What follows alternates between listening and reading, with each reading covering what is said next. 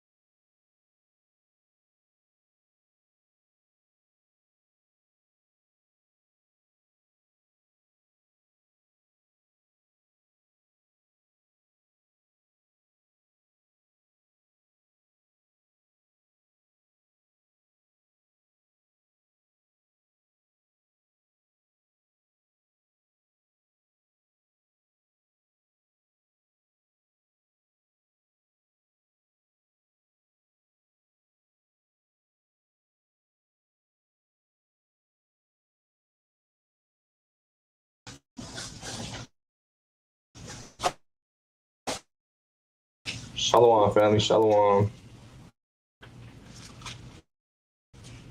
Trying to see if this. Shalom, family. Shalom. So, like, it might sound crazy for a bit. How's it here, Nylon?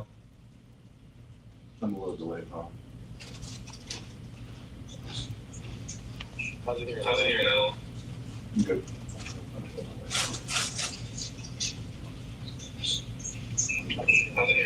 See that? Yeah. Yeah, let's just plug that in once better. I think it's good.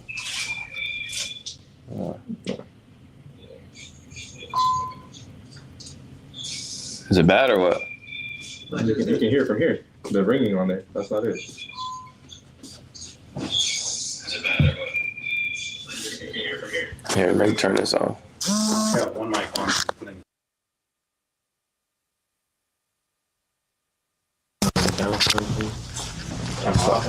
No, turn it slightly towards me. Right there. Thank you. Just 1 second, family.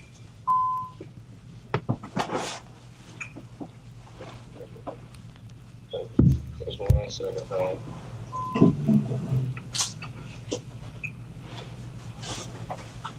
I think that was cool. So we good? You can hear it good? Let me see, man. Put a 1 in the chat, man, if you guys can hear it good. I don't know what's going on with our... Let me see, man. Put a 1 in the chat, man, if you guys can hear it good. Yeah. What's going on with our... Clear. We good? Yeah. All right, man. There's like a whole bunch of... All praises, all praises. We had some technical difficulties, man. But with patience, we figured it out. All right. Little trial this morning. Yeah. Yeah, all that slide in the chair, all that stuff's out. All right. Let's go in, man. Okay. All right, so let me first start off, right? Give all praises, all honor, all glory to the Most High God Yahweh, Ba'ashem Yahweh Shai. We got your brothers here at the Refiners, man, trying to give you guys, Lord willing, a good lesson, right? And the title of this lesson is called Pay Attention, right? And it was basically off of a post I had done, right? I put the best things in life are free, but you can't afford the price because you got to pay attention, right? So give me 1 second.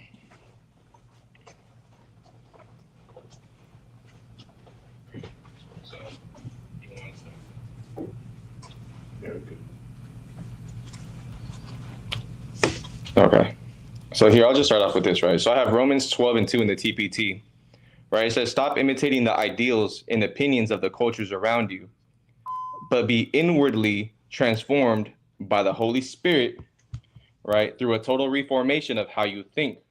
This will empower you to discern God's will as you live a beautiful life, satisfying and perfect in his eyes, right? So the main points on this verse where I had down was inwardly transformed, right? That's one of the biggest things, right? In being inwardly transformed, because that's going to change everything else.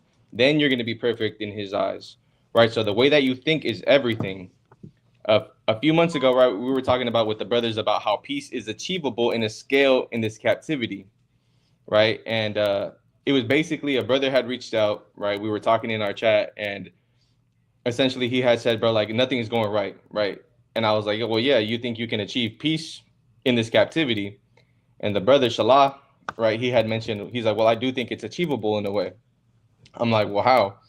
But then it's the little things, right? It's the little things that help make this bigger picture of stuff, right? So what do I mean by peace is achievable, right? Are we able to be, let's just see what the word means. Let's go into that first.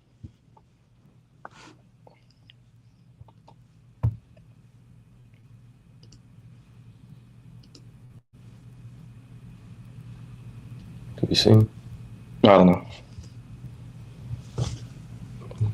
Yeah, how do I do both at the same time?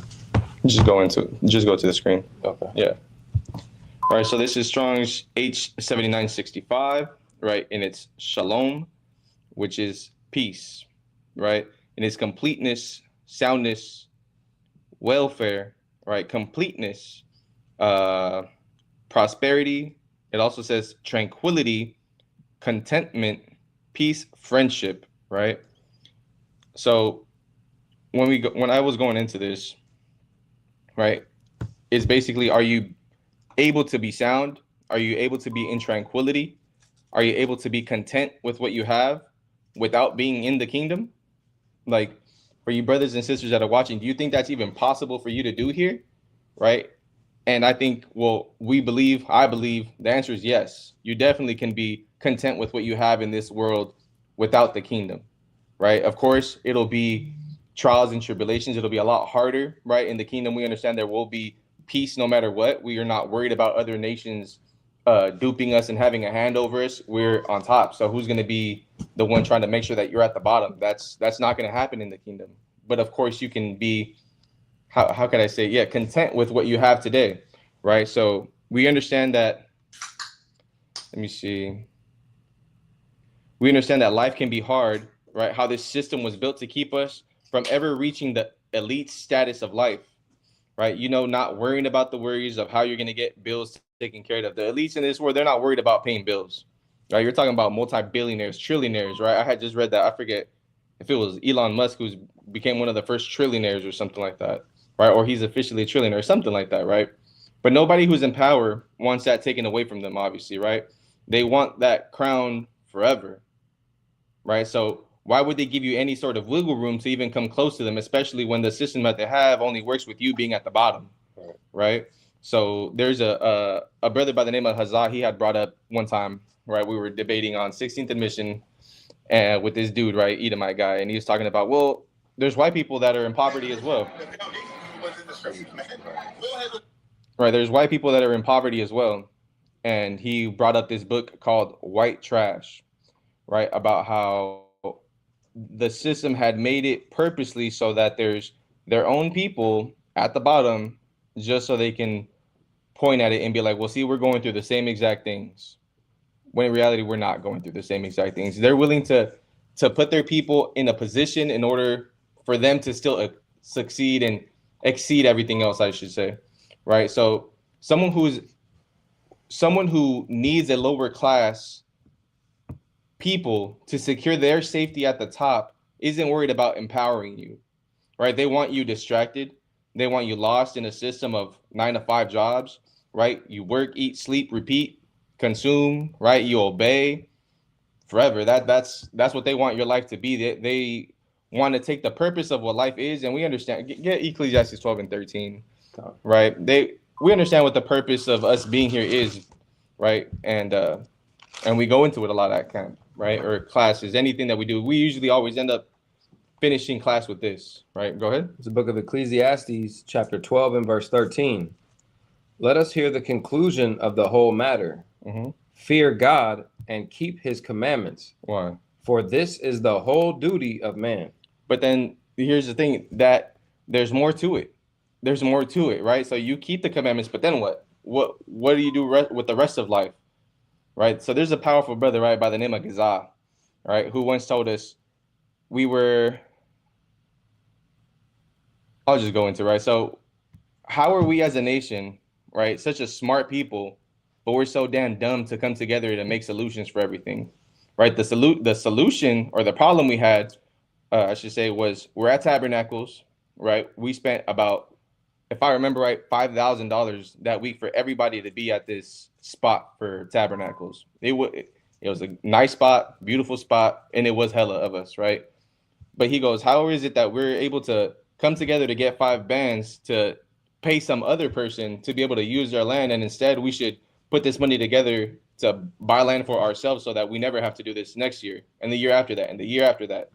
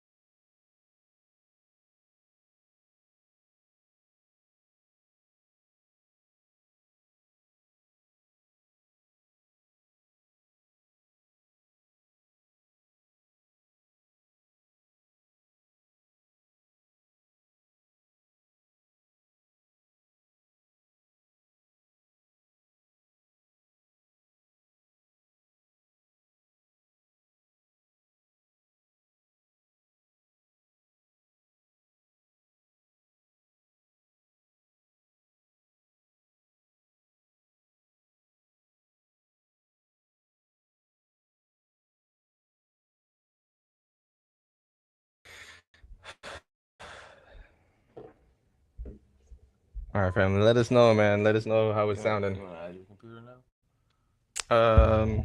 Yeah, let's do that. Shalom. Oh, okay, cool.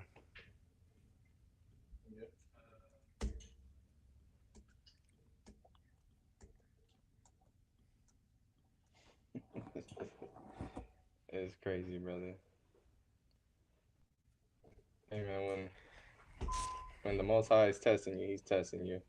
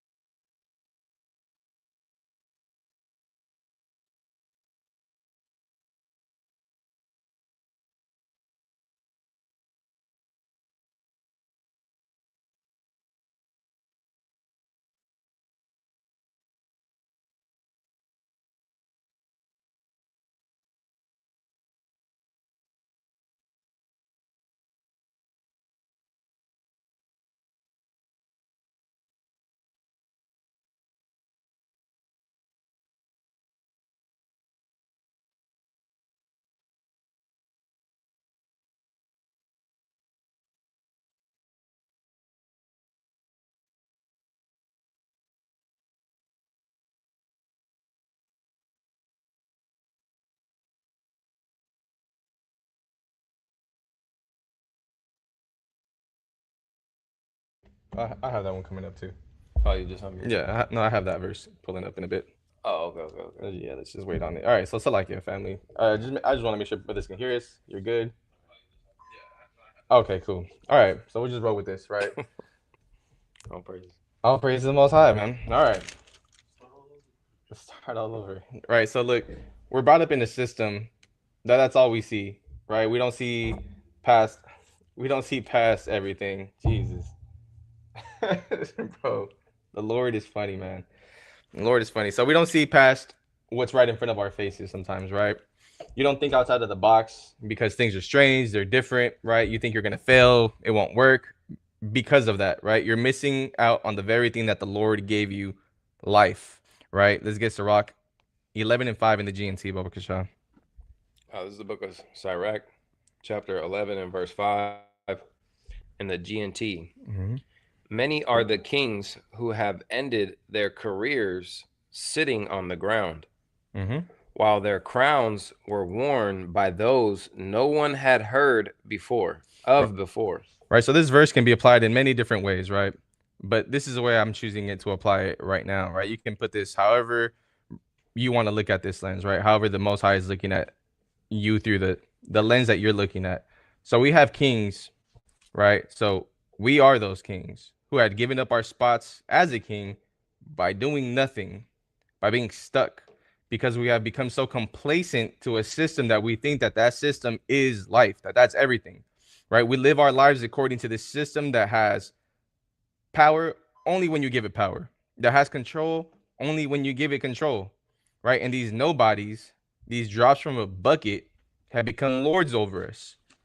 Now we're living our lives on offense, right? Fighting for our survival because of this system now, right? Instead of being just living, right? It doesn't have to be a literal life or death, right? It can be a spiritual life and death. As long as Satan can change your focus from the goal, he won, right? As long as Satan can change what you think the purpose of this life is, he won, right? Think about the us even before finding out about this truth, right? It wasn't about, oh, look, I'm an Israelite. My whole purpose, I have to go out there and serve the Most High God. You're not even worried about goals in life, right? I remember there was a time where all I was tripping about is, do I have enough money to either pay my bills, pay my car, and buy some weed?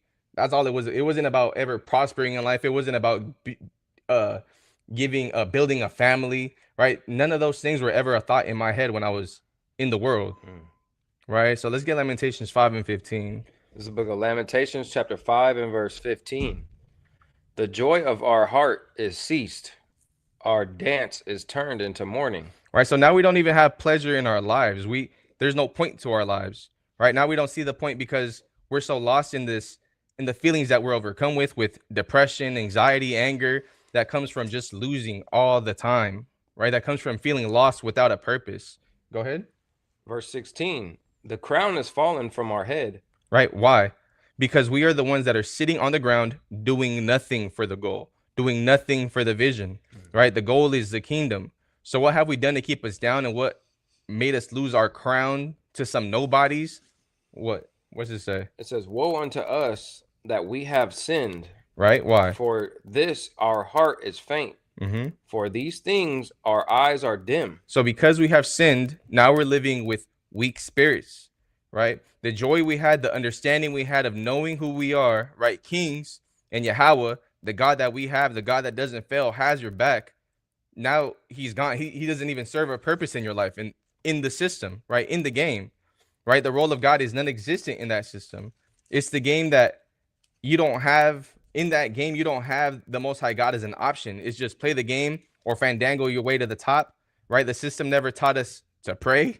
The hood doesn't teach you to pray for things that it doesn't teach. The system and the game doesn't teach you to pray for things. It just teaches you to take it, and it's either you're going to be lucky that you don't get locked up that day, or it was your day to have that come up, right? It wasn't blessings, it curses. It was, did you get away with it? Okay, you were lucky to have that, right? You had something on the one you said? No.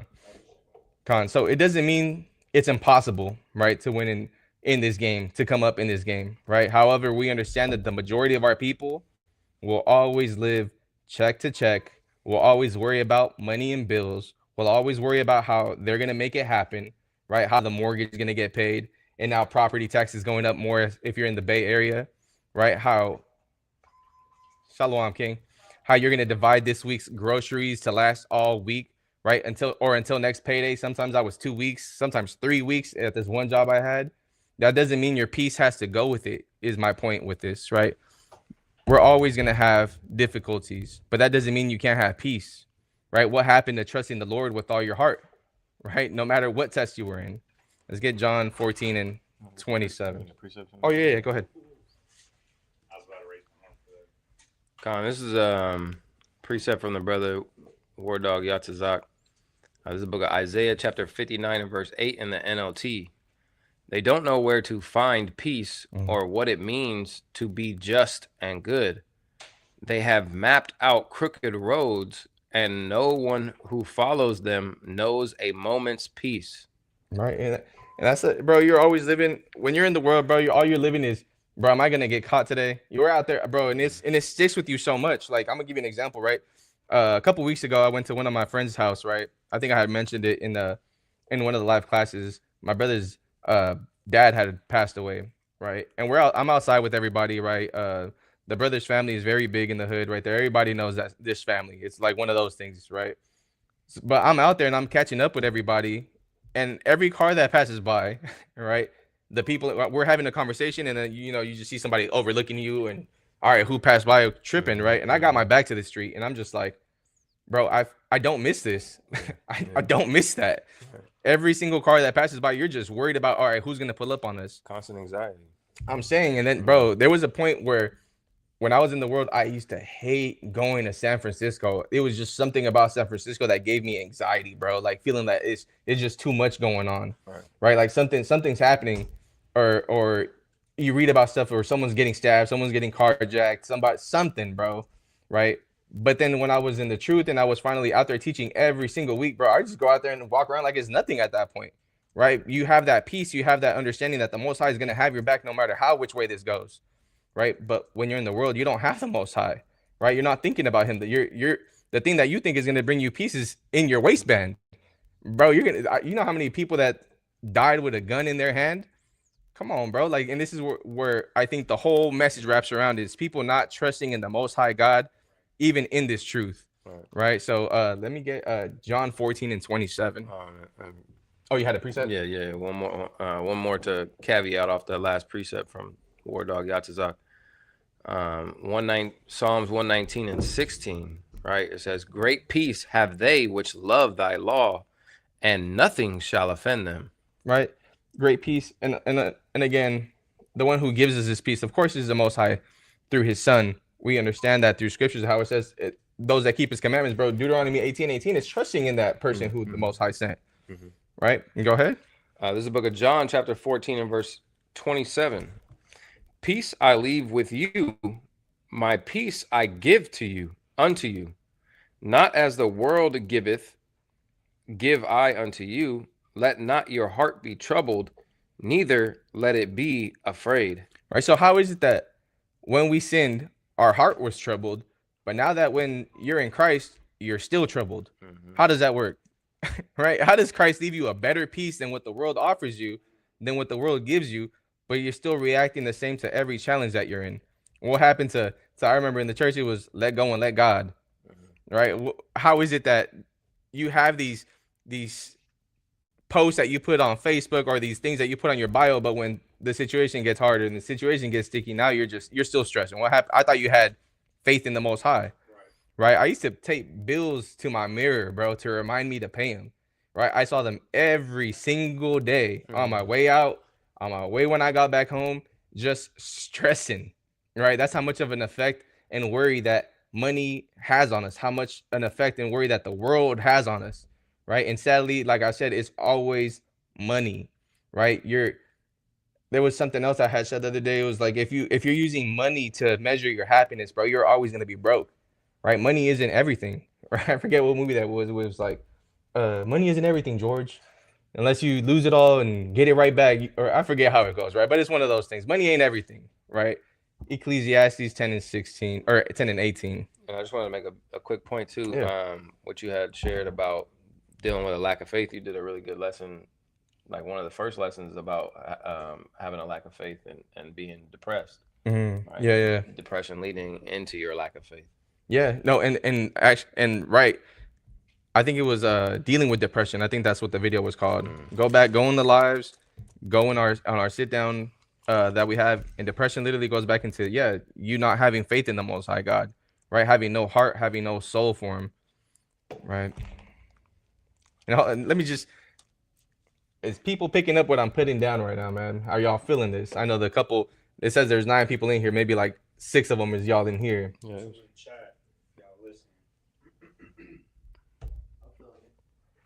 All praise. Yeah. Come on. Let me get a 7 in the chat. Before we keep going on there. And shalom to the sister, man. Kanye, are we good? All praise to the Most High.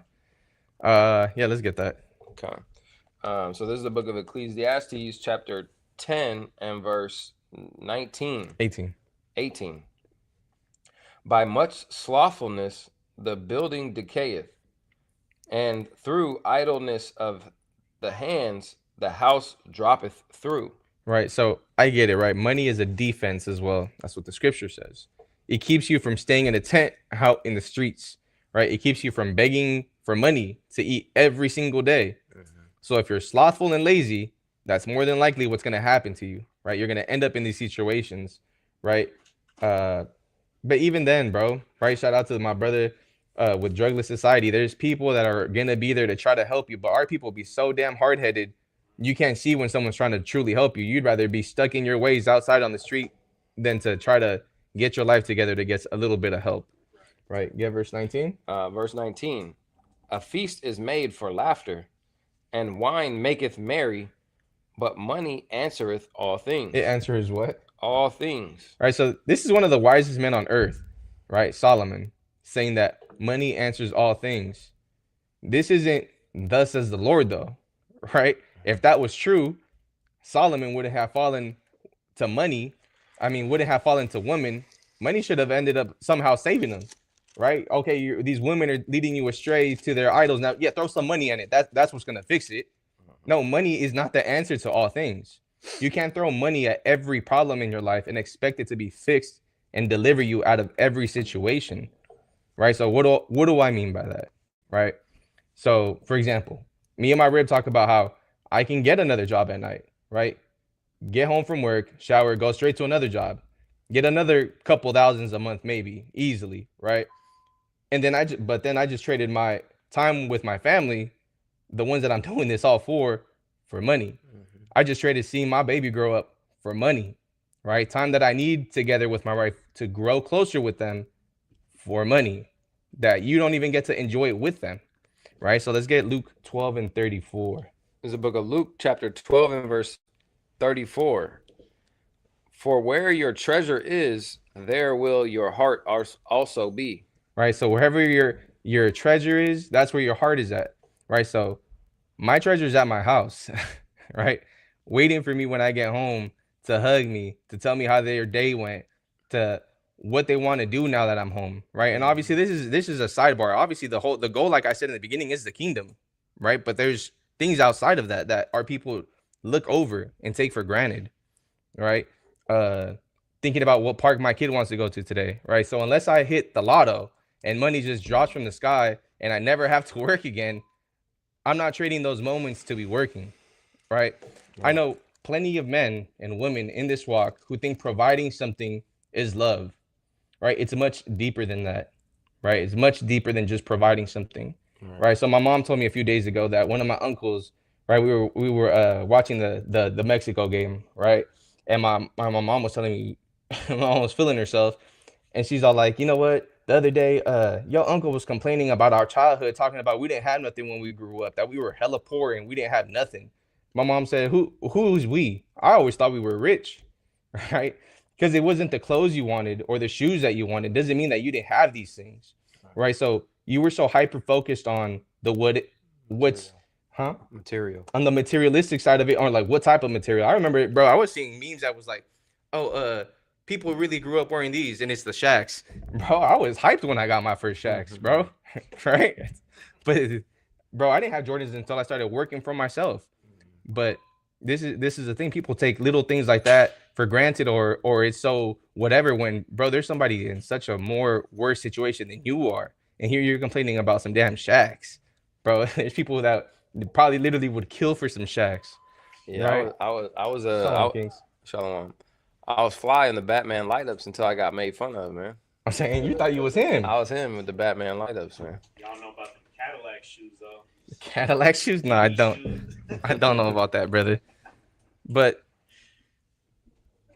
so when you're so hyper focused on the what ifs, right? It takes away from the gift that the Lord gave you, right? Now you're comparing with another man and overlooking what blessings you have right in front of your face already, right? They say comparison is the thief of joy, right? So let's get Sirach 40 and 26. Shalom, kings. This is the book of Sirach, chapter 40 and verse 26. Riches and strength lift up the heart, but the fear of the Lord is above them both. There is no want in the fear of the Lord, and it needeth not to seek help. Right? You don't need nothing else. If that's all you need right there is the Lord, and people forget about that, bro. You people, us in the truth forget that the Lord is everything, right? Money gives you confidence, right? I think that's what the GNT one says, right? Let me see real quick. It says wealth and strength give confidence, but the fear of the Lord can give you even greater confidence. Yeah, that's in the GNT, right? So money gives you confidence. Knowing you're strong gives you confidence, right? But I've seen rich people be miserable. I've worked landscape, right? And I had clients who got mansions, bro, big as hell, all to themselves. Bro, I asked the brother, hey, how much do you pay to stay right here? This is in Yatazag up there in Portola Valley. Bro pays $10,000 a month to live at this house. $10,000 a month. Yeah. Right? And he's not even there half the time, bro. People be traveling and doing all this stuff, right? But they can't even make full use of it. They have it. They're filthy rich, right? But this is the thing. When I come to their house, they can't wait to just talk to me, bro. Talk to me. Oh yeah, this is what's been going on in my life, and now you have somebody to vent to, bro. The rest, you're literally miserable living here, bro. Like you have nobody, no one. Your family don't even want to be with you, right? I'm over here a nobody, right, in their lives, but they're talking to me as if I'm supposed to. I'm like a family member to them, bro. I'm just here to get paid and do my job. Right? But these are the people that are only there because yeah. So let me just read what I got before I go off on a tangent, right? They just use these people for their money and they're gone, right? These types of people. Meanwhile, a poor family actually has everything, a closer bond, actual love for one another, because you're all you got. These people that I go out there and I work for always talk about, oh, well, my family don't want nothing to do with me. Oh, my dad just died, but my family, they hate each other and they're not trying to go see them. Okay, I get it. You're venting to me, but you can't even vent to your own family because your money is family to you, right? I'm not saying screw being rich and just be poor, right? There's a balance to achieve. Understanding when enough is enough to live comfortably, right? And that's what I think our people don't know how to find the balance of. You always want more, like how I did in the other lesson, right? You always want more and more and more, not understanding that what you have is already precious, bro. And people want what you got. That's the cold part about it. Ephesians 5:15. Come. It's the book of Ephesians, chapter 5 and verse 15. Oh, so like bro said he got a Okay. preset. Okay. There's another scripture from the brother Yatzazak, right? Job 15:31 in the New Living Translation. Let them no longer fool themselves by trusting in empty riches, for emptiness will be their own reward. That's cold. Their only reward, Salakia. No, and that's true, bro. And you read about, bro, I was just watching something about how some dude was, I forget how balling this guy was, right? But he had hella money. And he's like, look, man, my family don't even like me.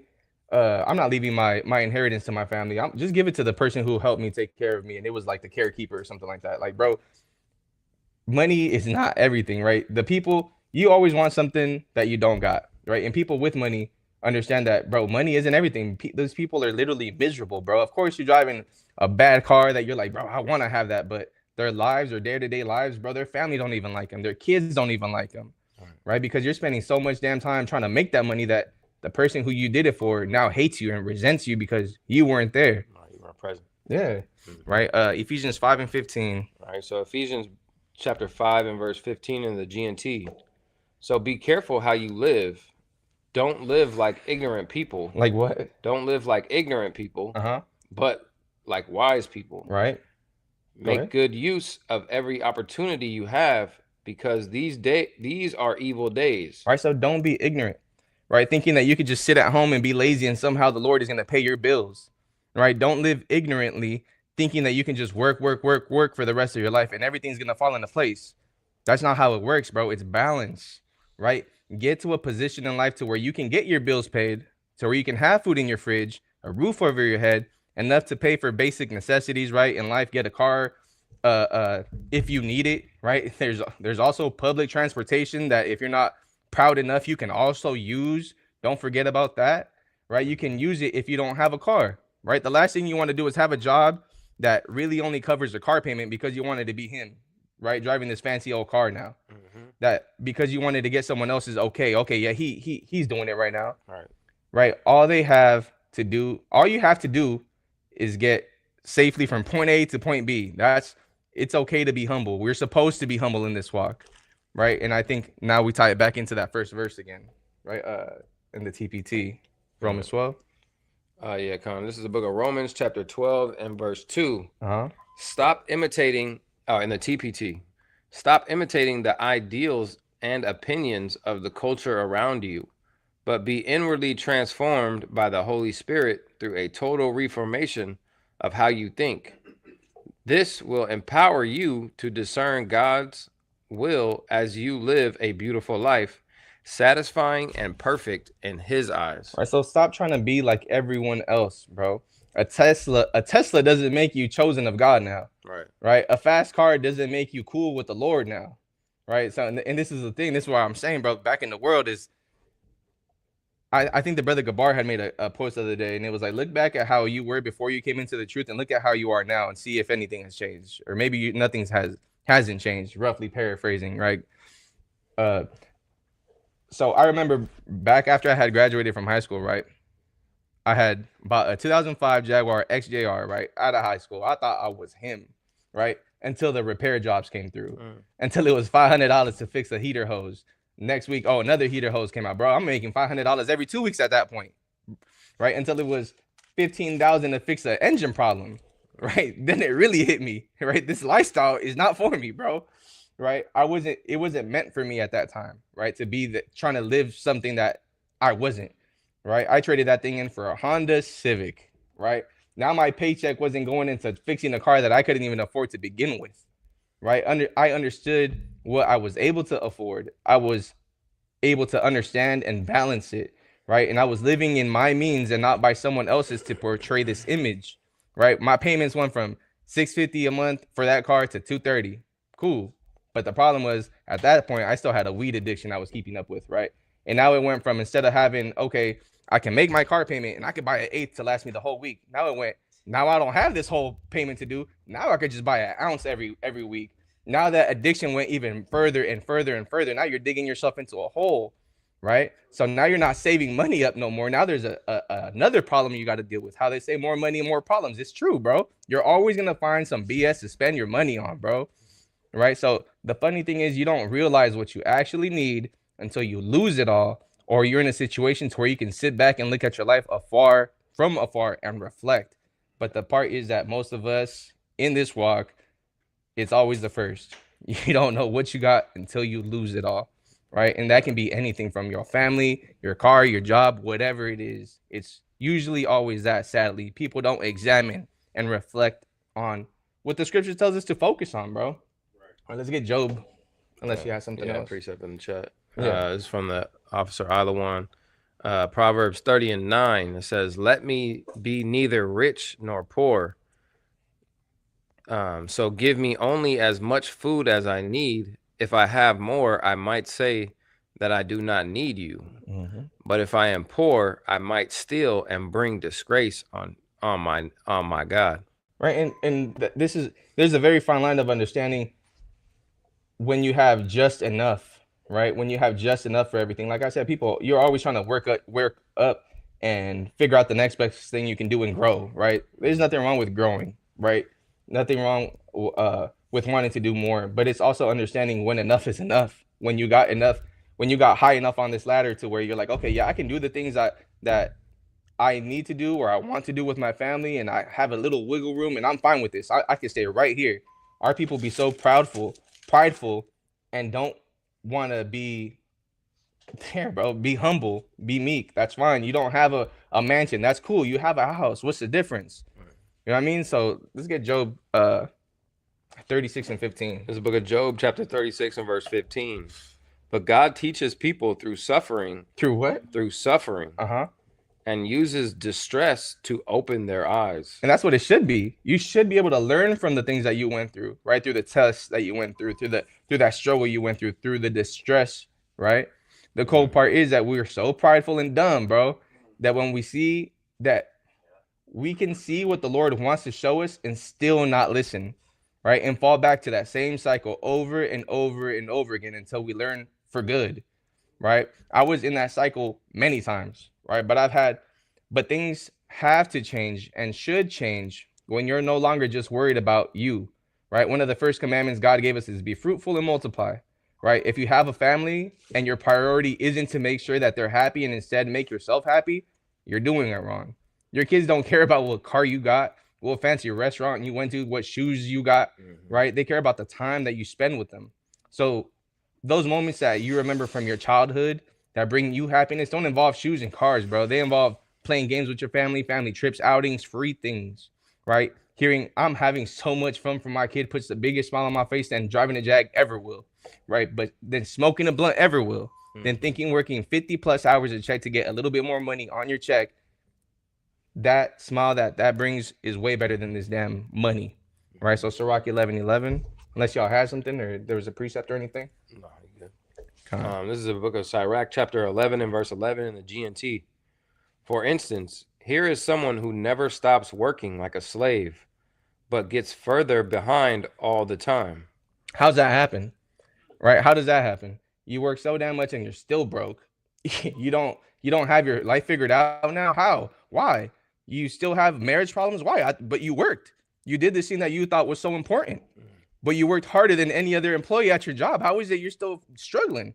Money doesn't fix everything, bro. Right? The next verse? Verse 12. On the other hand, someone else may be very poor and not up to his task.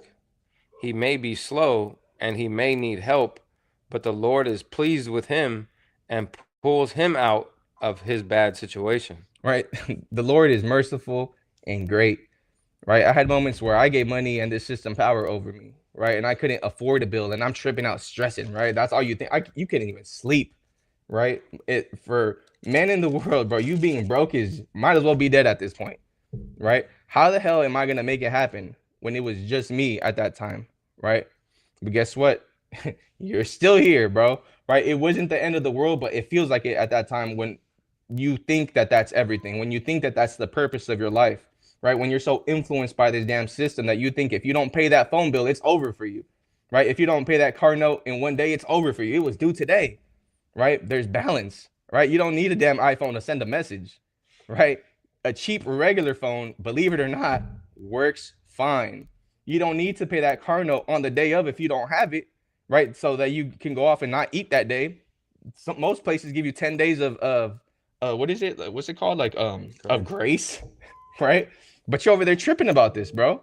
Right? You don't need an expensive car to get to work. Get one that you can afford and probably even pay off, so you don't even have payments. Right? Learn what your level, what your where you're at in this life, and stay there until you can level up naturally. Stop trying to skip the struggle. Right? The struggle molds you into a man to be grateful, or a woman that's grateful, or a man that's grateful. Right? You saw what works down there and what doesn't work. Now you can move even better, right? You learn to cherish and appreciate these little things so you learn to cherish and appreciate the little things so that when you actually have more, you're that much more thankful instead of just being ungrateful because you always had everything, right? When you start at the bottom, you understand, okay, look, now I have something nicer. I got to take care of this thing, compared to when you don't know the struggle and you just get nice things. Okay, it's whatever now to you. It doesn't even matter to you. That's not appreciative of life, right? Let's get Matthew 6 and 28. This is the book of Matthew, chapter 6 and verse 28. And why take ye thought for raiment? Consider the lilies of the field, how they grow. They toil not, neither do they spin. And yet I say unto you that even Solomon in all his glory was not arrayed like one of these. Right, so flowers don't work to look nice, right? They don't spin material to look presentable. They don't go clothes shopping, right? The Lord just does it for them. He gives them beauty naturally. The sun naturally feeds them the light they need. The morning dew naturally gives them the water moisture that they need to not dry out, right? Let's get and before I go into that, Isaiah 61 and 3 to tie it in. This is the book of Isaiah, chapter 61 and verse 3.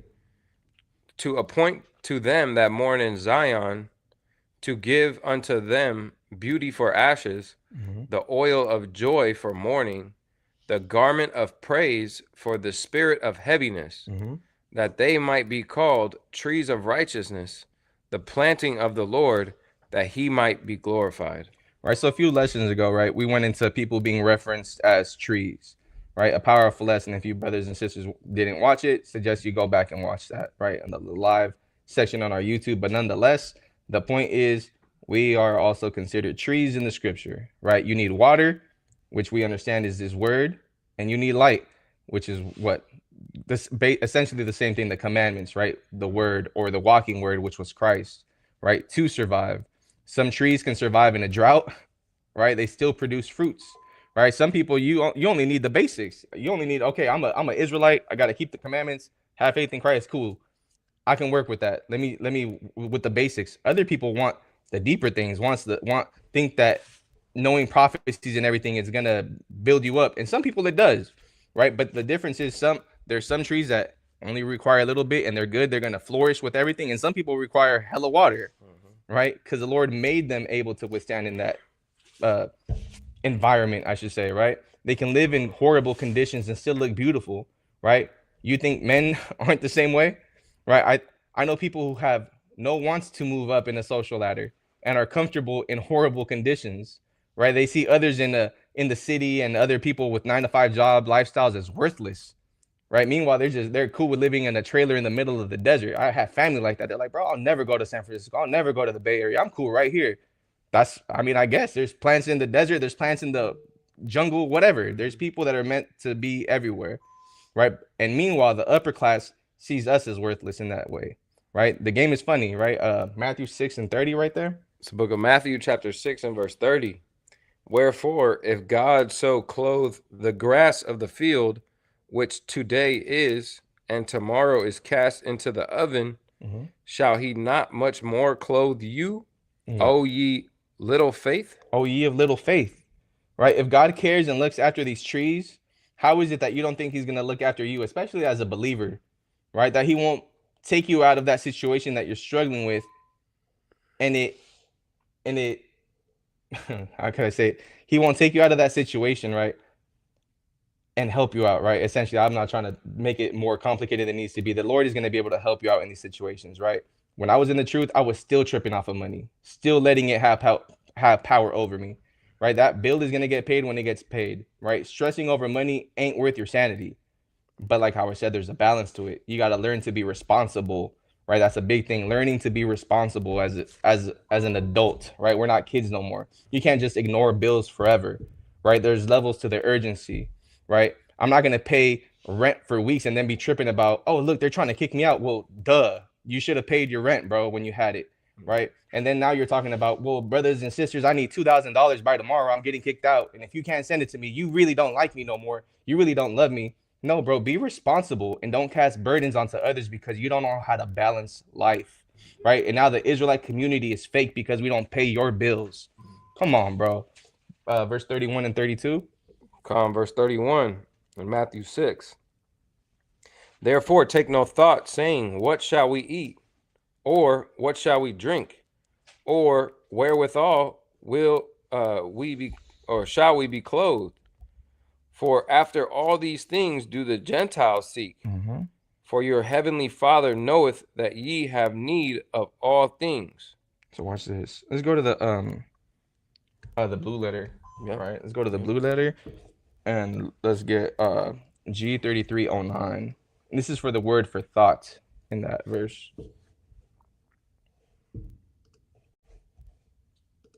For all these things the Gentiles seek, right? But this is a cool part, bro. Like the Gentiles, and of course Christ is comparing the Israelites to some other people, right? And even if it's say those Gentiles are let's just say that it is us. I would read this and understand that this is other people who don't understand the Most High God, right? But people who foul out the truth, right? You're still an Israelite. Yeah, you're a Gentile at that point, right?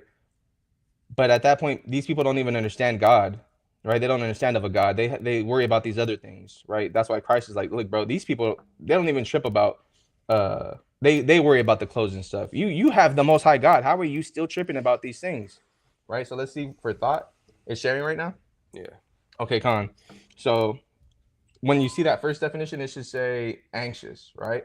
So this is Strong's G3309, right? And it's Miriam now, right? And it says to be anxious, to be troubled with cares, to look out for, caring, providing for, right?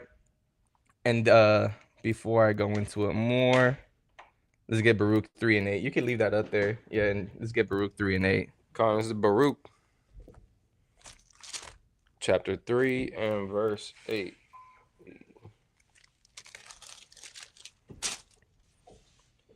Behold, we are yet this day in our captivity, where thou hast scattered us for a reproach and a curse. To be what?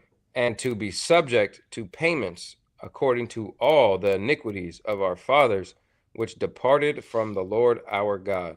Right. So we're troubled with these different cares that we're not even supposed to be tripping off of to begin with, right? These bills these taxes, right? These payments that we're now in because of captivity. But originally, we're not meant to be living like this, bro. Right?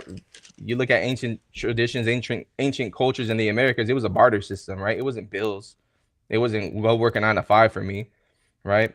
So I'm gonna bring this back up again. Matthew 23 and 17. You could take that off. Okay. Bottom. Right. Yeah, let's just get the verse first. This is the book of Matthew, chapter 23. 22 and verse 17. Okay.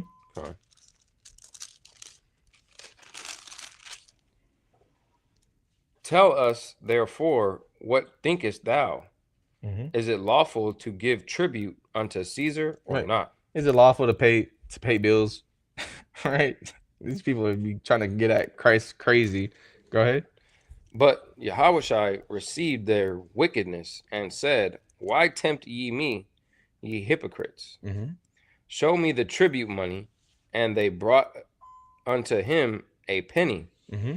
And he said unto them, whose is this image and superscription? Mm-hmm. Verse 21.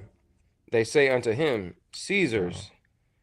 Then saith he unto them, render therefore unto Caesar the things which are Caesar's, and unto God the things that are God's. Right. So why are we so caught up as believers, as Israelites, as Hebrew Israelites, and we're God's chosen people? How are you so caught up on giving unto Caesar what's unto Caesar, but you forgot about the things that are of God to God?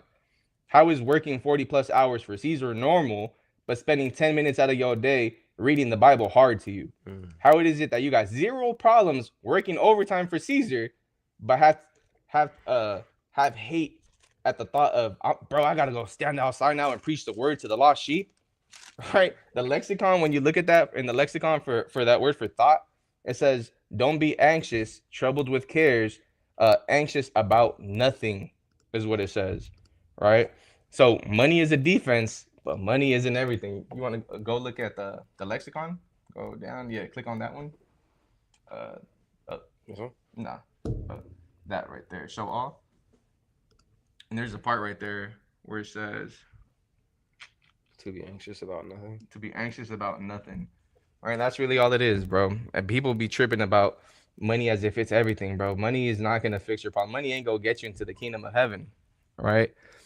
So money is a defense, right? But money isn't everything. We take this thing that doesn't matter and make it lords over us, right? And the things that the Lord entrusted us with, right? Our talents, our gifts that he gave us, we put aside for this money, right? What sense does it make that I'm working for someone to be happy, but thinking money is going to make him happy and not me being there active in their life? You can be present, right? But in your head, if your head is caught up with something else or stress, right? You're not there, right? One of the biggest things I hate telling my kid is I'm busy, right? When they tell me to play with them, right? It's not worth it, bro.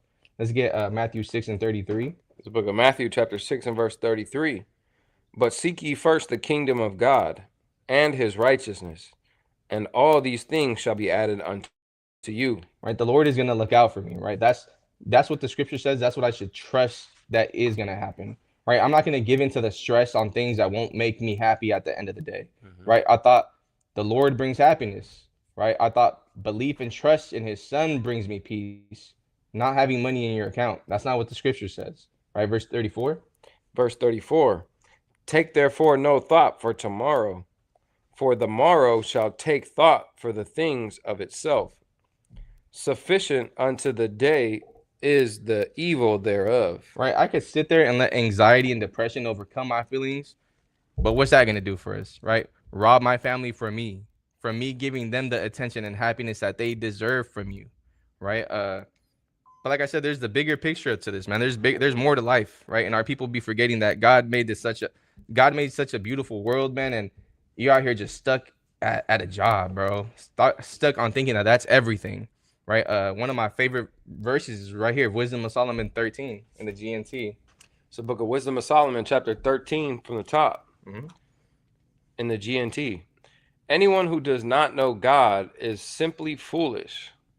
Such people look at the good things around them and still fail to see the living God. Actually, let me get a precept. Watch this.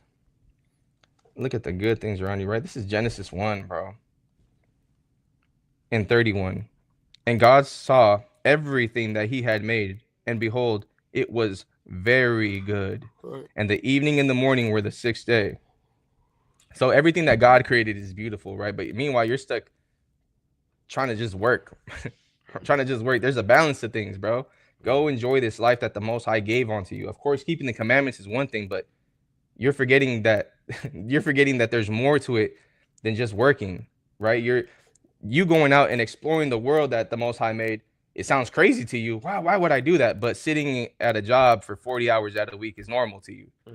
Come on, bro. Let's get that was verse 1? Yeah, verse 1. Okay, go on. Part of it, yeah. It says, continuing in chapter 13, they have studied the things he made, but they have not recognized the one who made them.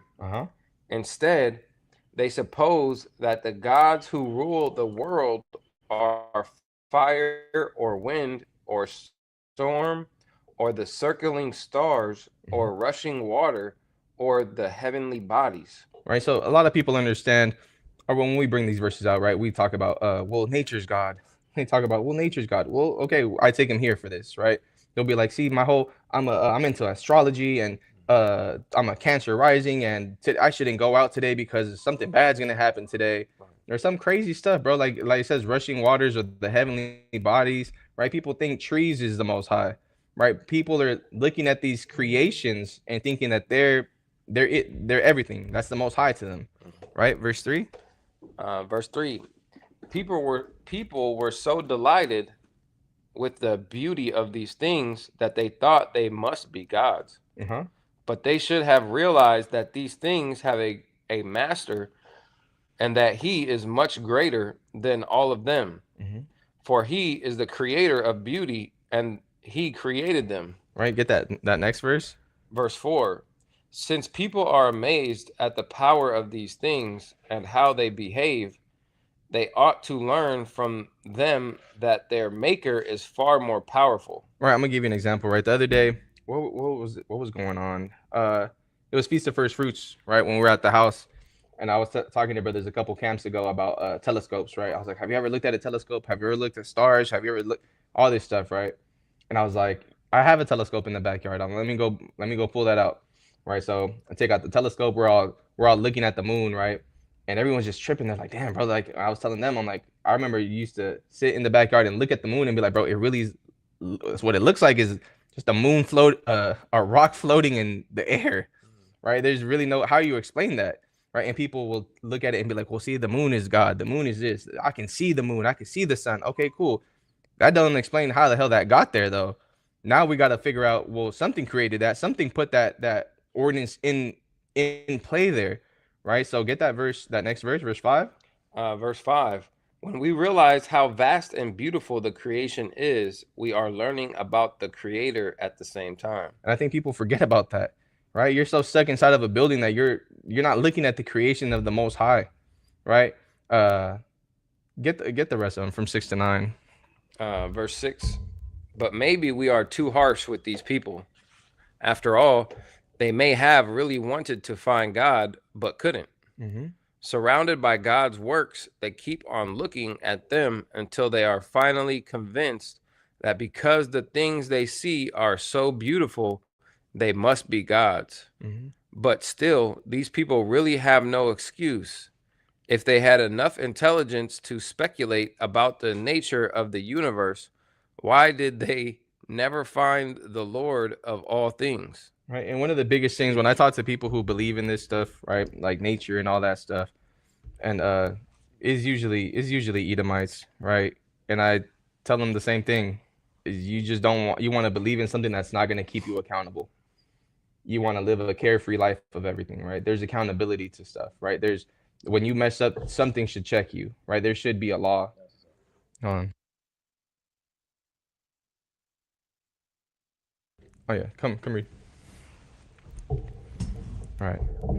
So people want something that's not going to hold them accountable. If you understand that there's a Most High God and he's looking at everything that you're doing, you're going to walk a certain way. You're going to behave a certain way. But when you're just like, well, yeah, this tree is it. The waterfall over there is so powerful. That has to be this volcano over here does this eruption. Now he's mad. I got to go sacrifice something to him, right? When there's no accountability for you, you're not looking at life the same way.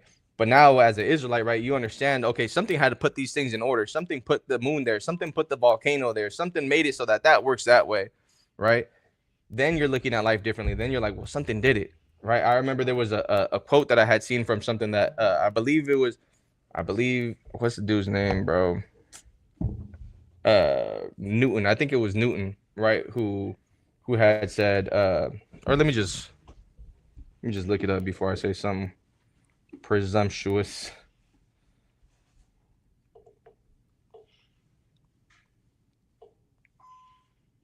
All right, so this was, it was Newton, right? So this is what he says, right? An object at rest stays at rest. An object in motion stays in motion, right? With the same speed and in the same direction, unless acted upon by an unbalanced force. he said this, but there's a part that they leave out that says that still doesn't prove what put it in motion, right? So even people like him believed in a God, right? So when we're looking at these creations, when you're looking at this masterpiece that the Most High put together, you gotta understand the creator.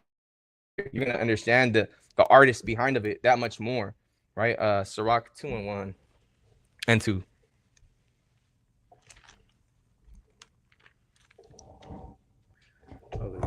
Go ahead. Ecclesiasticus chapter 2 and starting on verse 1. Mhm. My son, if thou come to serve the Lord, prepare thy soul for temptation.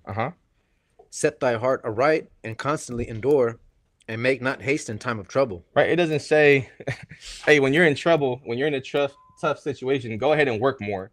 Get engulfed in hours at work. Work so damn much that you don't have nothing else to do. It says, get your spirit together and trust in him, in the Most High God. Right? Ecclesiastes 11 and 21. This is Ecclesiastes 11:21. Marvel not at the works of sinners, but trust in the Lord. And abide in thy labor, for it is an easy thing in the sight of the Lord on the sudden to make a poor man rich. It says it's so easy for the Most High God to make somebody rich. Yeah. Right? I've seen brothers get blessed in ways I can't imagine they could do by themselves. Right? Like, for example, right? My dad was stressing so much off of losing a project, right? Where I do landscaping. And he was like, man, we got the property taxes payment coming in. He's like, this just fell through. Bro, what are we going to do? Right? My dad always told me, don't count on money that is not in your pocket. Right? So he's taking his own proverb and that's getting to him right there. Right? I told him, stop tripping. We're going to be all right. Right? You're drowning in a cup of water. That's something he always tells me when I'm tripping. Bro, it's a cup of water and you're over here tripping. You're over here drowning. Right? By the end of the day, right, when we were working, right, a neighbor in front of the house that we were working at was like, hey, look, I need a job and can you come do it this weekend? My dad was like, so what do we do? I said, go take that. I'll finish this job. You go take that job. Okay, cool. He finished that job. It took him like 4 days. When he was done with that job, the neighbor next to him was like, bro, I like what you did to him. Can you do the same thing for me? We didn't go out there tripping on everything else. We're like, bro, we're going to figure it out no matter what. Right. But the Lord looked out for us. Right. And I counted that blessing to him. And thanks to him, we got through that. Right. Back in Ecclesiastes 2 and 3. Ecclesiastes chapter 2 and verse 3. Cleave unto him and depart not away, that thou mayest be increased at thy last end. Right. Depart not away. Like I said, bro, when you're going through these things, it doesn't, our people look to how can I make money the fastest instead of I need to get closer to God at this point right now. I'm messing something up right now. The Lord is trying to teach me something. It's never that. It's always, how can I make more money? Right. Go ahead. Verse 4. Whatsoever is brought upon thee, take cheerfully, and be patient when thou art changed to a low estate. For what? For gold is tried in the fire, and acceptable men in the furnace of adversity. Go ahead. Believe in him, and he will help thee. Order thy way aright, and trust in him. Right, but when us as Israelites, we're broke, and we're getting put to the test. Why, God? Why you do this to me? And it's never all praise to the Most High. What are you trying to show me right now? There's a brother by the name of Lawas who said something. He started saying something powerful, right? And it was things don't happen to me, they happen for me, right? What's the Most High trying to teach you, bro? Like I said earlier, you're gonna be caught up in a cycle of things happening over and over and over to you, and you're never gonna be able to do something. The Most High is always gonna block that shot because you're not learning what you're supposed to be learning. And ultimately, it's trust in Him. It's that simple, right? Pay attention. Go ahead. Verse 7. Ye that fear the Lord, wait for his mercy, and go not aside, lest ye fall. Verse 8. Ye that fear the Lord, believe in him, and your reward shall not fail. We could get that last the Sirach in the G&T from verse 30, chapter 38. This is the book of Sirach, chapter 38 and verse 24 in the G&T. Scholars must have time to study if they are going to be wise. They must be relieved of other responsibilities. How can a farm hand gain knowledge when his only ambition is to drive the oxen and make them work, when all he knows to talk about is livestock? Right. So how is it that you, as a student of this word, spend more time worried about your 9 to 5 than studying and wondering why the Lord ain't made something happen for you, right? Then wondering why your marriage is still in shambles, then wondering why your kids resent you, wondering why nothing is going well for you, when all you're doing is worried about, oh well, you know what, this cow, this oxen, my chicken, my chickens back then, right, and whatnot. The only thing you're worried about is money. It says, how are you supposed to learn anything when the only thing you're worried about is work, right? And nothing has changed today, bro. Nothing has changed today. And I think that's one of the, like I said, learning how to be humble. It's fine missing out on overtime and spending time with your family instead. It's fine missing out on overtime and reading with your family at that point, right? Or reading in general. I remember I had made a post that it was like, when's the last time that you picked up the Bible and just read it just because you wanted to, right? And I remember a brother reached out to me. He was like, bro, thank you for posting that, because it's been months for me, right? And I was like, bro, I was in that same position at one point. You think because you got a title now all of a sudden you know everything, bro. The other day when I was talking with the brothers, I remember I sped through Genesis, Leviticus, Numbers, Deuteronomy. I read everything. I wanted to read the Bible as fast as I could. I was like, bro, I'm trying to see what this book is about. But then when we read Leviticus all over again, it was like I never read it. And it's because you're looking at things through a different lens. Now it's no longer, let me just read it. Now I want to understand it. And you don't go back. A lot of our people don't go back to look at the basics because you're so high up and now you think you're somebody that you forget about the basics, right? So let's get Haggai 1:6. All right, this is the book of Haggai, chapter 1 and verse 6. Yeah, get the GNT one. In the GNT, ye have sown much corn, but have harvested very little. Ye have food to eat, but not enough to make you full. How's that work? How is it that that's happening, right? It's a mindset. Go ahead. You have wine to drink, but not enough to get drunk on.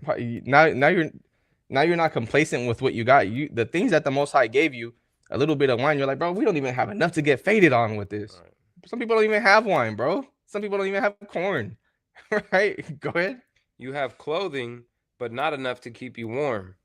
And as a worker cannot earn enough, and a worker cannot earn enough to live on. How does that work, bro? Of course you have enough to live on, but you and your mindset, now you're acting as if it's not, bro. I need more. And this isn't the time of Haggai. This is 2,000 plus years ago, 2,500 years ago.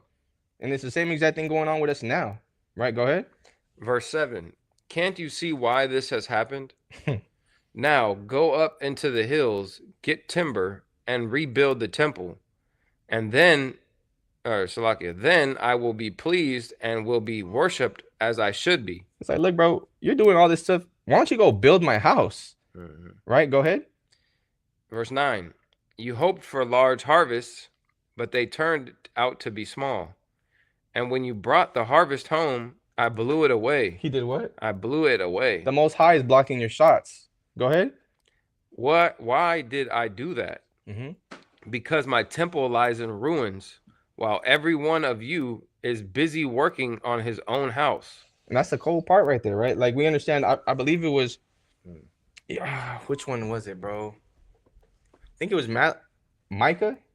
It's either Micah 1 or Micah 5, where it talks about building a temple, building an altar in the land of Shinar and Babylon, right? And we understand we never had a temple in Babylon, but we understand that could be us right there. That's a spiritual temple that we're building right here in Babylon. And the Lord is still saying, according to what Haggai says right here, right? Thus says the Lord, it's saying, everything that you're trying to do, I'm blocking everything. You're too worried about your harvest. Look, you worried so much about your harvest, I blew them away. Now what do? Now you're trying to do this? Well, I blocked that too. Why? You're not building my temple. You're not building my spiritual temple with you. Not putting the Most High first. Exactly. Not putting the Most High first. Right. It's that simple. But it'd be so in front of your face that our people don't see it. Right? These scriptures have been here for years, bro. How didn't you read this? Right? Because you're not paying attention, bro. Go ahead. Verse 11. No, verse 10. That is why there is no rain and nothing can grow. And tying that now back to the very first verses that we brought up about how let me see, how could I tie this in there?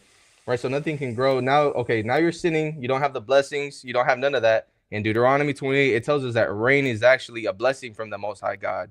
Right, you having rain means that you're doing something good, right? And this right here says that is why there's no rain and nothing can grow. Right, you're not putting them first, you're not keeping the commandments, you're not doing none of these things that you're supposed to be doing. Instead, you're worried about how can I get a bigger harvest. Right, go ahead. I have brought drought on the land, on its hills, cornfields, vineyards, and olive orchards, on every crop the ground produces, on people and animals, on everything you try to grow. Right. So, like I said, but then there's a balance, right? And our people don't know what balance is. Either they're all in or all out instead of rolling with what the Lord has for you, right? The Lord tells us to build a house, which we're trying to do in this captivity, but there's also more for it, right? You have some? Chapter 38. Whoa, whoa, whoa. Sickness and medicine. Come Give on, bro. doctors the honor they deserve, for the Lord.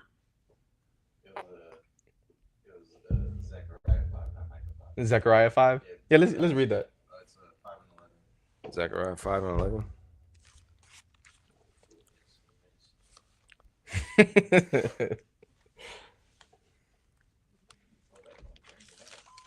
Phone, bring it up. Zechariah 5 and verse 11. And he said unto me to build it an house in the land of Shinar, and it shall be Get a verse up above it. Okay. That's the ephah one. Seeing through the spirit, we were talking about it earlier. You want me to just go up to the story, or Yeah, might as well. Zechariah 5 and 5. Then the angel that talked with me went forth and said unto me, Lift up now thine eyes and see what is this that goeth forth. Mm-hmm. And I said, What is it? And he said, This is an ephah that goeth forth. He said, Moreover, this is the resemblance through all the earth. Right. So an ephah, for those who don't know, it's basically it's a measuring tool. Think about it like a bowl, right? And it only holds a certain amount of grain. So when you fill it up with grain, when it's filled to the top, say it's 1 pound even. When it's filled up to the top, it's supposed to be 1 pound. It's a measuring tool, right? An ephah. Go ahead. Right. Verse 7. And behold, there was lift up a talent of lead. This is a woman that sitteth in the midst of the ephah. Right. So a talent of lead is getting brought up, but a woman is now put inside the ephah, inside this bowl, right? We understand that Israel is likened unto a comely and beautiful woman. So Israel is put into this ephah, right? And what about the talent? And the talent of lead. And this is the woman that sitteth in the midst of the ephah. Mm-hmm. And he said, This is wickedness. This is wickedness. Because of Israel, now they're trapped inside of something, right? Go ahead. And he cast it into the midst of the ephah. Mm-hmm. And he cast the weight of lead upon the mouth thereof. There's a verse. Let me see if I can find this real quick. There's a verse in Matthew. Nah, I gotta look at my notes real quick.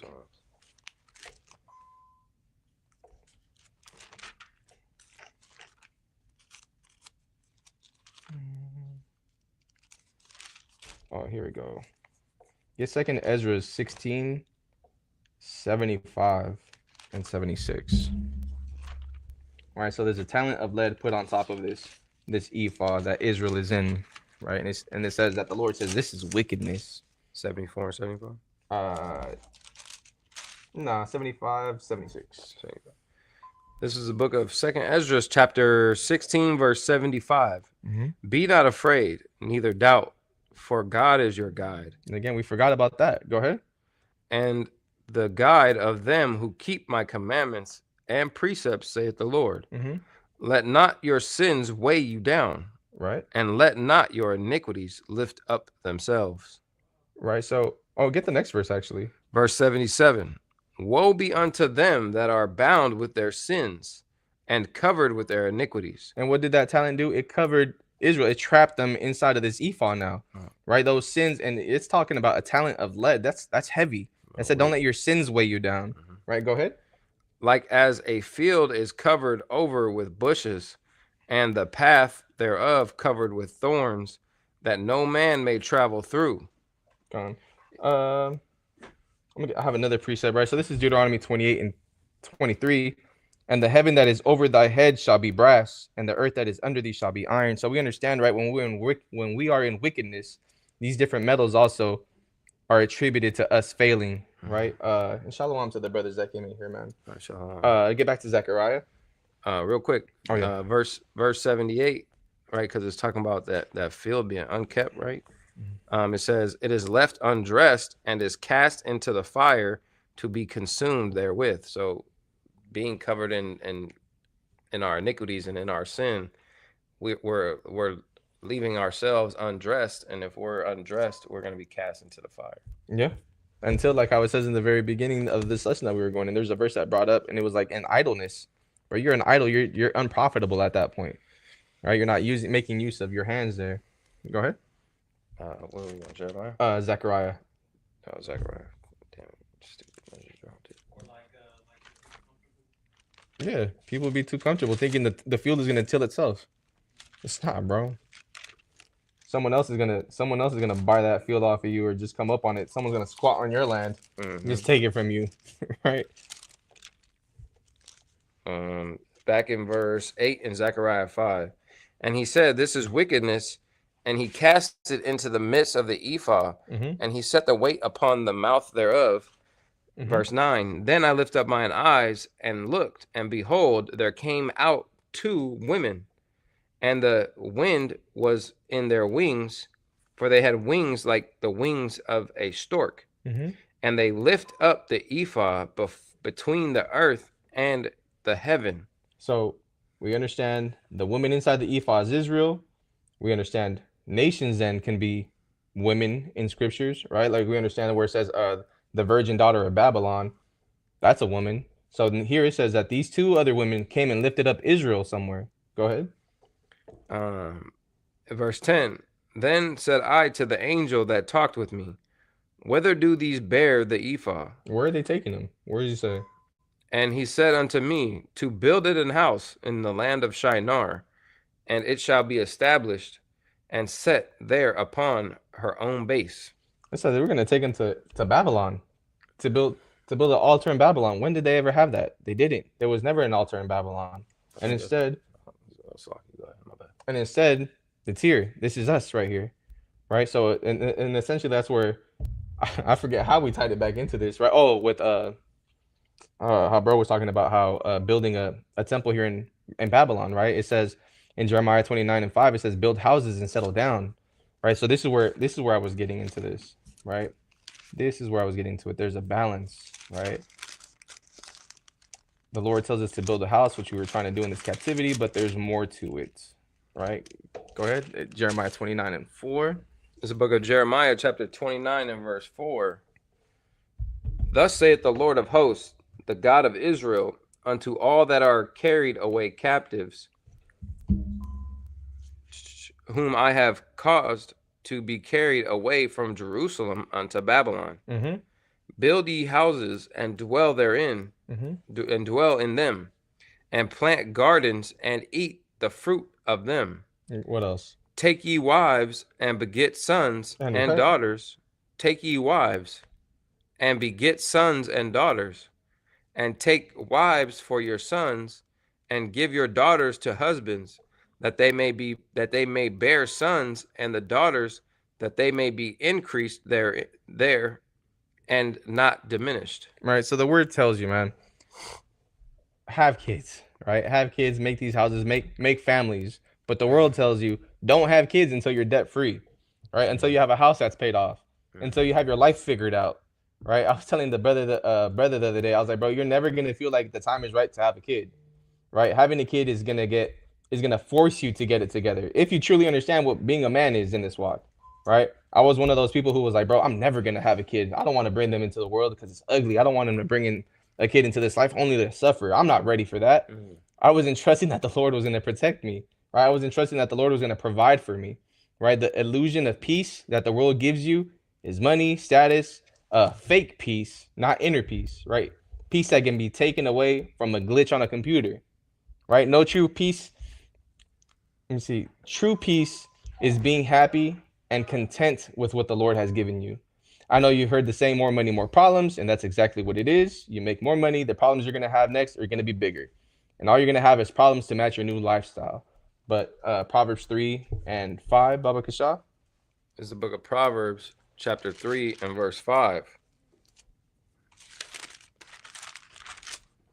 Trust in the Lord with all thine heart, and lean not unto thine own understanding. Not your own understanding, bro. You don't know what tomorrow is going to bring for you. You don't know what the difference that tomorrow, next week is going to bring into your life. That if you had your kid already by that point, you would have been good, right? You're thinking that you know when it's best, right? And ultimately, the Lord is going to make these things happen for you either way, right? But go ahead. It says, in all thy ways acknowledge him, and he shall direct thy paths. Be not wise in thine own eyes. Fear the Lord and depart from evil. Right. So true peace is you understanding anything that the world can throw your way doesn't change your faith or trust in the Lord. Whether you have 10 bands in your account or you have 100, you're supposed to be at peace, right? We're going to be all right is the mindset that you should have, right? Because you trust in the Lord with whatever position that you're in, right? Even if it's just a little bit, a test for that time, right? Moses did a lot of right things in his walk, right? God chose Moses to do one of the most important things, right? Free us from Egypt and give us his laws, right? The heritage, right? This is the man that God wanted to use, and that man became famous for being a great tool for the Lord. But that same man messed up once, and he didn't see the promised land, right? Proverbs 3, 6, and 7. Yeah, this is book of Proverbs chapter 3, verse 6 and verse 7. In all thy ways acknowledge him, and he shall direct thy paths. Be not wise in thine own eyes.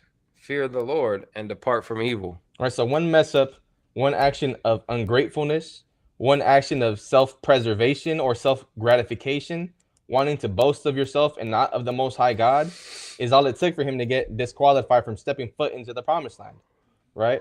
And he even helped us get there, right? And the cool part is he just got to see it, right? One act of no peace, right? And the inside got it stripped from him, right? And what do I mean by that? What does peace mean again, right? One action of showing what not feeling complete, not feeling content, right? Wasn't at peace with what fame the Lord had already given him. Moses wanted that added onto his name still, right? Numbers 20, and let's get verse 7 through 12. Yeah. This is the book of Numbers, chapter 20 and verse 7.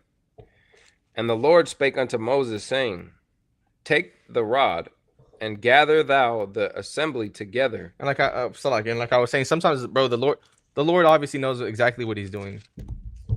The reason why Moses is messed up, or I'll just say that after at the end. Let me write this down here to make sure I don't say it. Go ahead.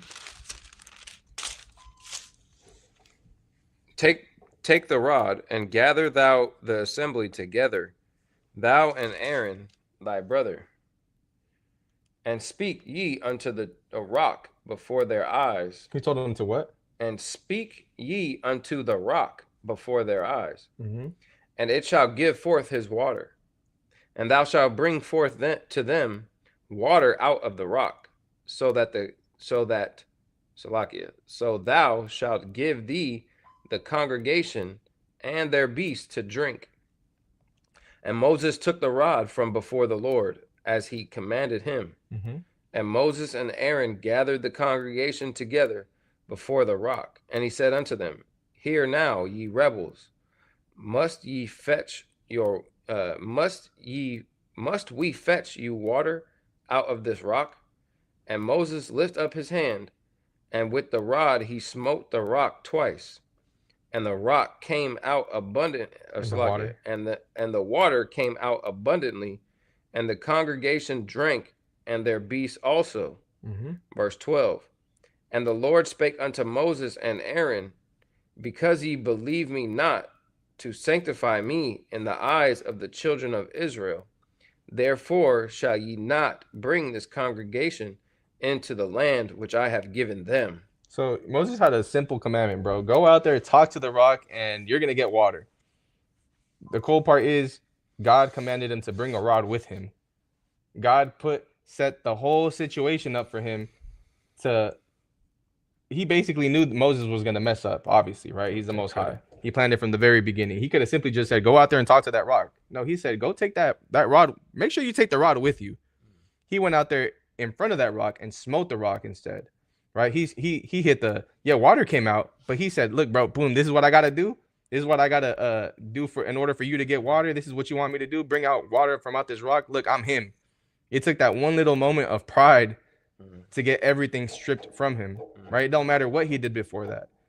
But this is where I'm getting at with the whole lesson, is understanding that the Most High is there to provide for you when you allow him to be that vessel, that power in your life, instead of I'm everything, but that's my God too, I'm also an Israelite. No, everything revolves around him and you're just his tool, you're his servant. Look at it that way, right?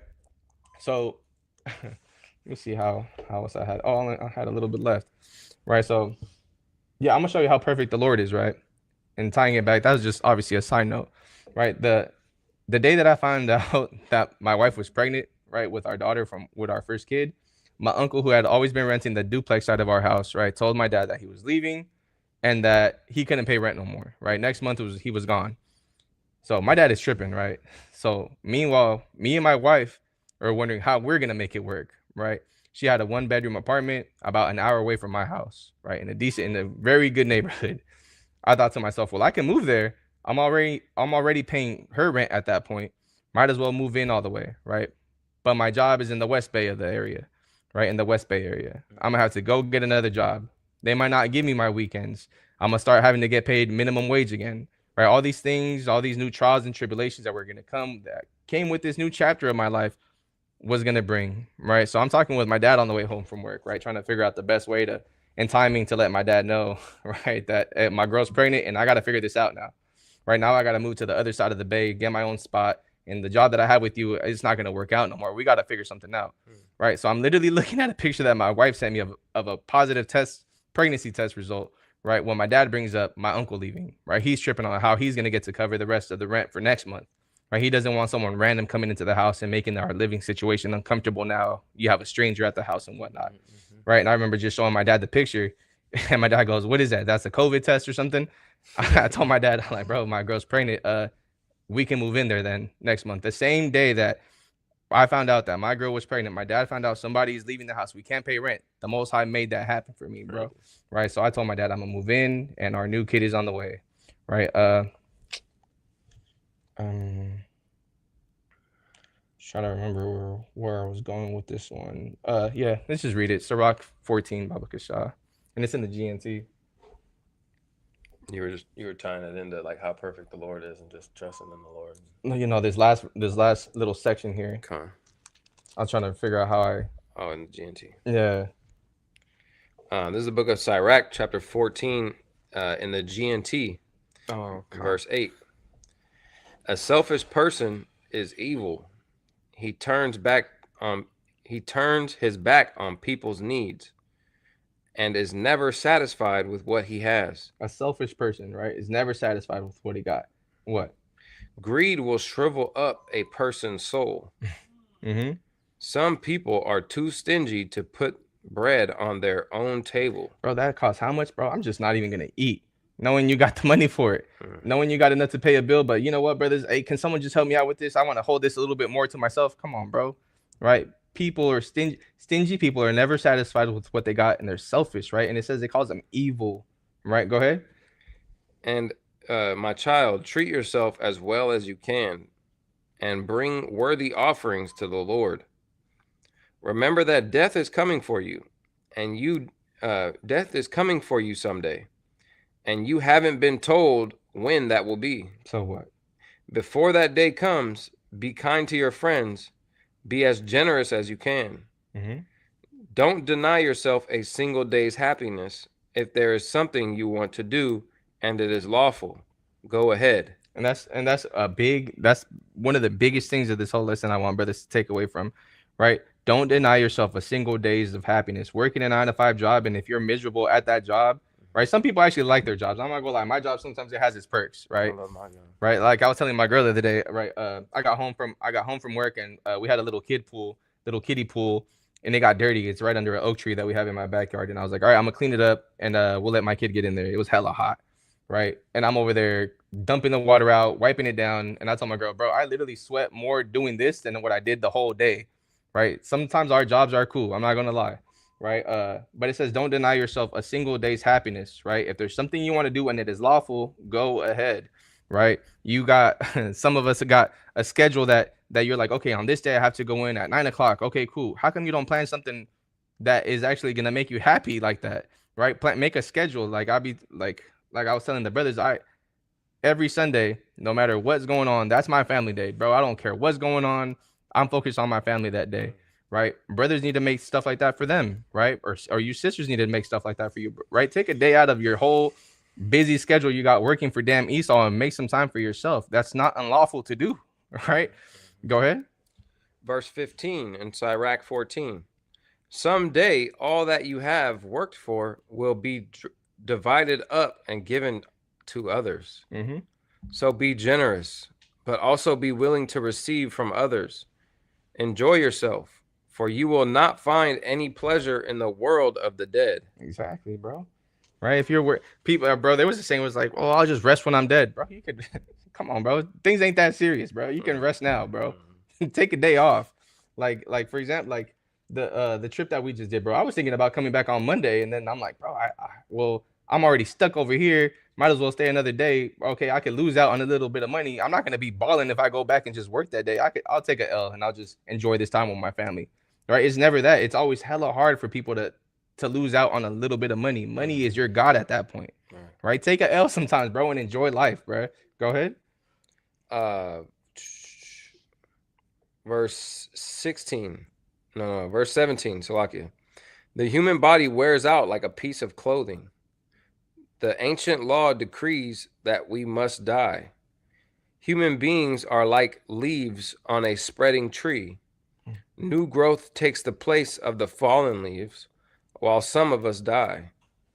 Others are being born. And even you can think about it like that, bro. People be, what they say, when you leave a job, you got to give a 2 weeks notice, but your job don't got to tell you anything, and they just fire you, and some dude is already gonna be there looking at you getting fired and go take your job. Right, you training him up. Exactly.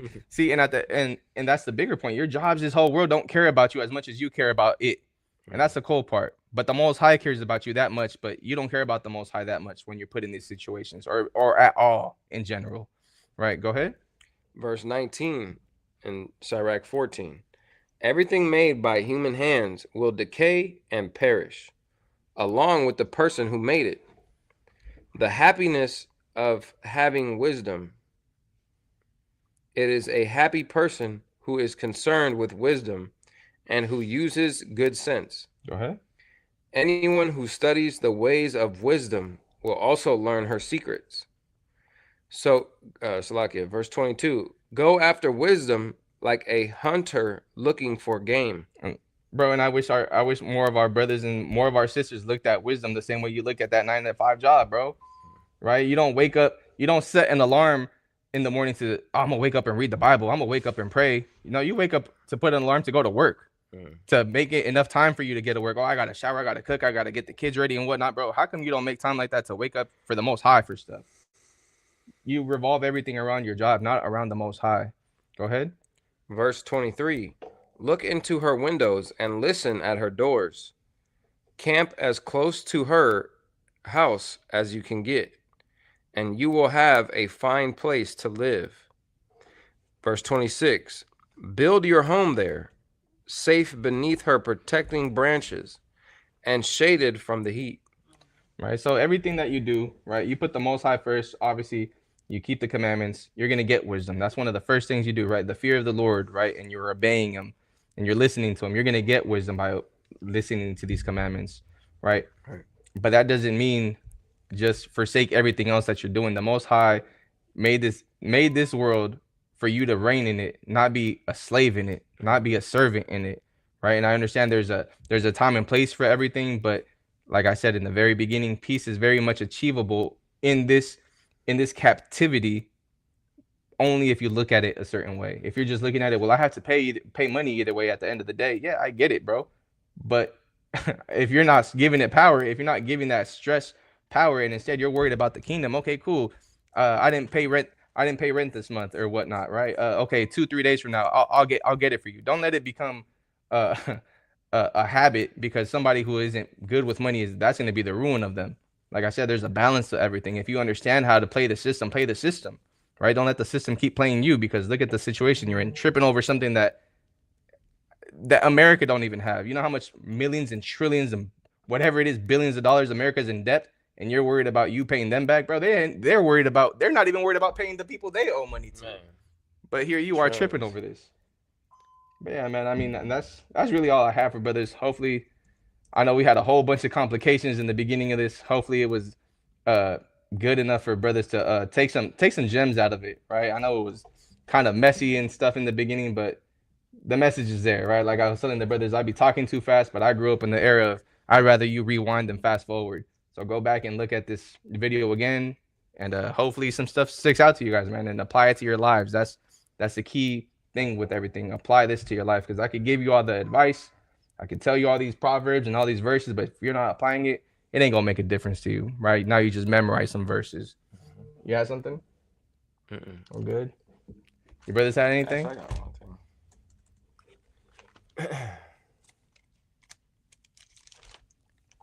one thing. Who's the New Wave Israelites? Who's them? That's North Carolina brothers. Oh yeah, Con. Oh yeah, I know what you're talking about. Yeah, that's Ashar, right? That's Asher. Yeah, Asher. Yeah, that's right. Good to see you in here, brother.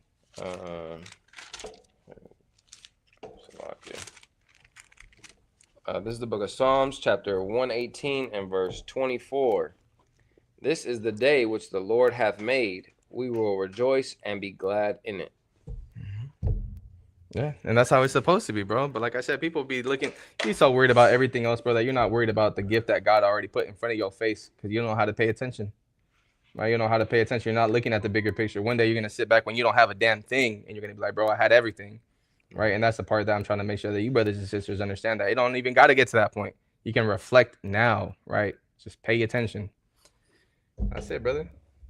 Unless brothers had anything else in there? No. I have missed a precept from Banya I read earlier, but it's way out of context now. But I don't know if you want to get it just to get it. Let's just see what you said. Okay. This is the book of Salakia. I'm missing this precept, sister. All right, this is the book of 1 Peter chapter 3 and verse 7. And it reads...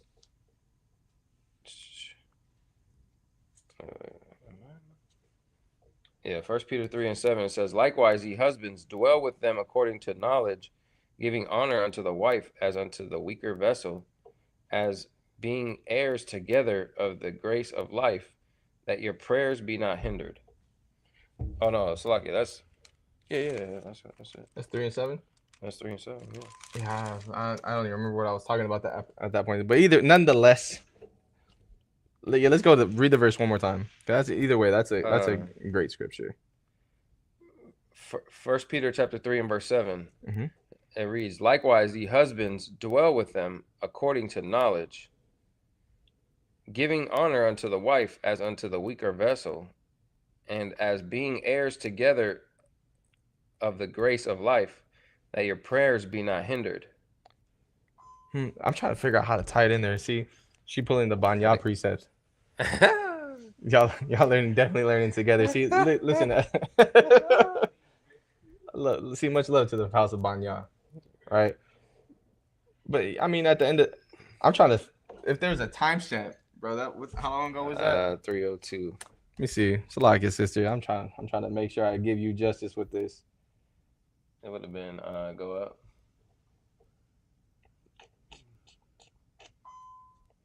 Before the Moses thing. Yeah, like slightly before the Moses joint.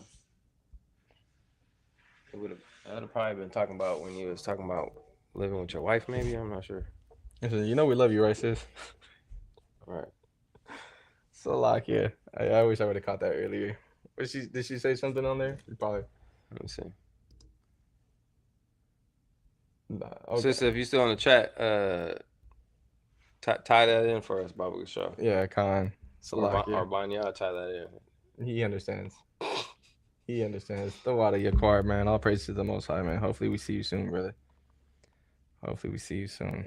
And we're not laughing at you, right? We laughing just with you.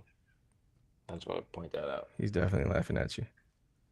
What's he say? Blocking something. It was about the Most High blocking shots, maybe. Yeah. Oh, that's Sister Ebony. Why does it say? I thought this says Banya. Oh, Haban. Oh, Yeah, Habanya. Oh, okay, okay. Yeah, okay. Salakia, sister. Okay, so it's not a Banya precept, right? No.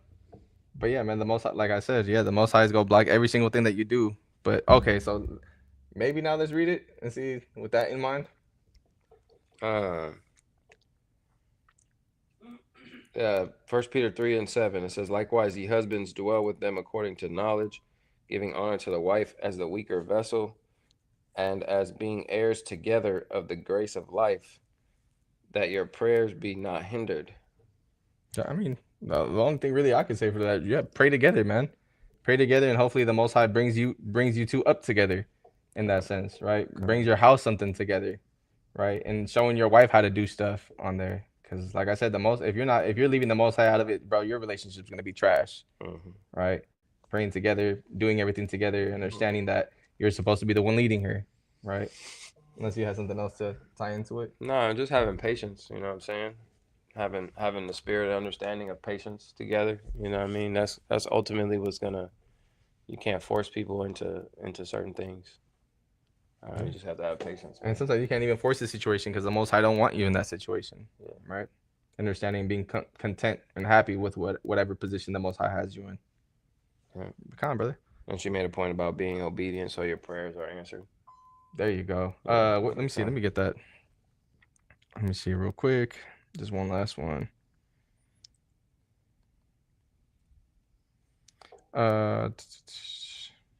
Proverbs 28:9. It says, "He that turneth away his ear from hearing the law, even his prayers shall be abomination." Right. So even then, your prayer is just going to be a filthy thing to the Most High God if you're not on point with everything. And of course, nobody wants that. But yeah, man. And with that, I want to give all praises, all honor, all glory to the Most High God Yahweh, right? Ba'Shem Yahushai. And thank you, brothers, for tuning in. And you sisters who tuned in, and Lord willing, you brothers and sisters who tune in later. Salakia. Shalom, man. Shalom, family.